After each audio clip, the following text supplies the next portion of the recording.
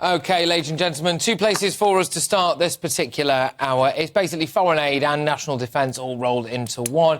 I'm just hearing right now, actually, so the Romanian Air Force has had to scramble two of its fast jets after a weather balloon-like object was detected in its airspace.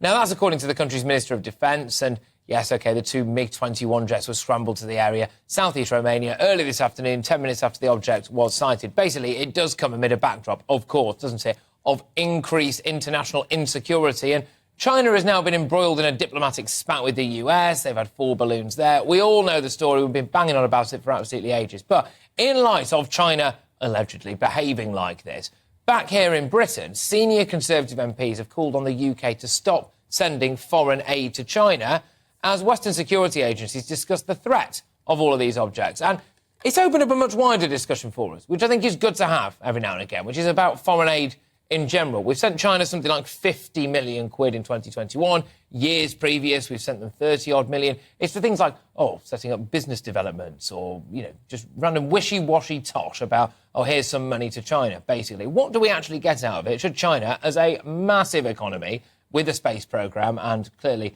not the best will towards the Western world, it would seem, should we be sending them any money at all? But also elsewhere, should charity be starting at home? We are spending a huge amount, of course, on the small boats crisis and the migrant crisis. Some of that comes out of our foreign budget. We do also decide to send some of our money, ladies and gentlemen, to some pretty weird projects we have sent them to in the past. I'm going to rattle off this list again. We sent £25 million for Kenyan rainmakers who watch ants and think they can predict the weather. Supposedly Nigeria, 11.3 million quid on solar panels. We did also fund their oil industry to the tune of nearly 20 million, so one cancels out the other in a big way there. The Ethiopian Spice Girls received a few million quid. I mean, why not? Everyone else is at it. And our largest recipient of foreign aid is Afghanistan, which, of course, is run, very much so, by the actual Taliban. So there you go, some of our money being sent to rather nefarious places there. Joining me now is GB News' political reporter Olivia Utley. Olivia, when it comes to China initially, I mean, what MP would really stand up and say, you know what, I think we should definitely now be sending money, apart from Barry Gardiner, potentially, but should be sending money to China. They do not wish us well. Well, yeah, I mean, it would be a brave MP who would stand up and actually say we should be spending more of our money on China. The argument behind Chinese aid is that there are plenty of these international projects which are aimed at, for example, reducing China's carbon footprint. And Britain, the argument is, has a duty to give to that because any changes that we make to our own carbon footprint are a drop in the ocean compared to China. So here's a bit of money, please stop ruining the ozone layer. Essentially, yes, and they're sort of big international projects. The other argument, which is perhaps a little bit more compelling, is that although China's GDP is very large and it's one of the wealthiest economies in the world, there is a lot of poverty in China because that GDP isn't equally distributed at all. And in rural parts of China, some of the places where the money from these projects is going to, there is real poverty. But whether the money that we're sending to China is actually reaching those people is another story. And Conservative China hawks, who are pretty active and vocal at the moment, would argue that it isn't. We're going to do the national defence angle in a minute. We supposedly want around 11.5 billion quid added to our defence budget, because, well, frankly, we might need it, the way the world's going at the moment.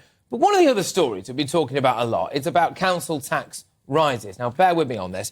Places like Slough, for example, are going to raise council tax, it would appear, reportedly, by around 10%. Bear in mind they're already massively in debt, supposedly anyway, and councils are Woking, £1.7 billion in debt. And the British taxpayer, the poorest people out there, are being asked now to pay more money in council tax.